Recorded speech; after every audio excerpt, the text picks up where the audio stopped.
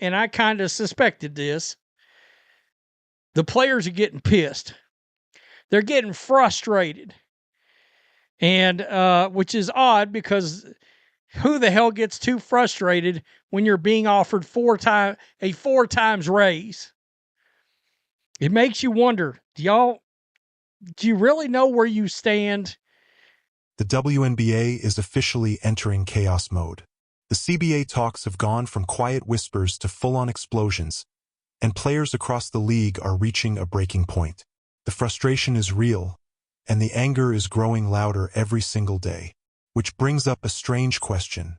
Who gets this upset when being offered a 4-times salary increase? At some point, the reality check has to land. The WNBA is not the NFL, it's not the NBA, and it's not even close to the revenue machines America actually watches. Now, let's talk about Project B, because people keep saying it's doomed without Caitlin Clark. But that take ignores a massive truth. Women's basketball overseas is a whole different universe. It's bigger, it's louder, and it's far more profitable. Russia was paying Brittany Griner $1 million years ago. Diana Taurasi earned even more overseas. China's women's league is massive. Europe breathes basketball. Project B doesn't need America to succeed. It's built for the international market that already consumes women's basketball at a completely different level. And now that Caitlin Clark isn't joining them, the American public is not going to follow that league nearly as closely. Fans might check highlights or look up how Sophie Cunningham performed, but sitting down for full games? Most won't. And Project B knows that their money and their audience are overseas. But the real fireworks are happening inside the WNBA CBA negotiations.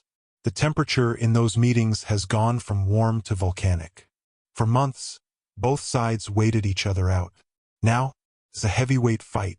The league's new proposal includes a 7-figure max salary and a 50% revenue share metric, but with expenses deducted.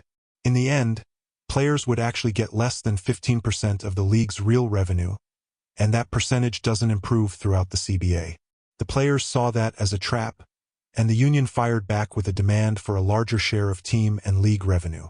That's when Kelsey Plum went scorched earth. She made the union's stance crystal clear. Revenue share. All of it. League revenue and team revenue. That's the only way forward. And she didn't hide the mood in the locker rooms. There is frustration. There is anger. And tempers are beginning to boil. This is no longer polite negotiation. This is a collision of egos, money, and power. But here's the twist no one is talking about. There are absolutely players in the WNBA who would accept that 4-times raise today without hesitation. Imagine being a role player making $120,000 a year and suddenly having the chance to jump into $500,000 territory. Those players want the deal.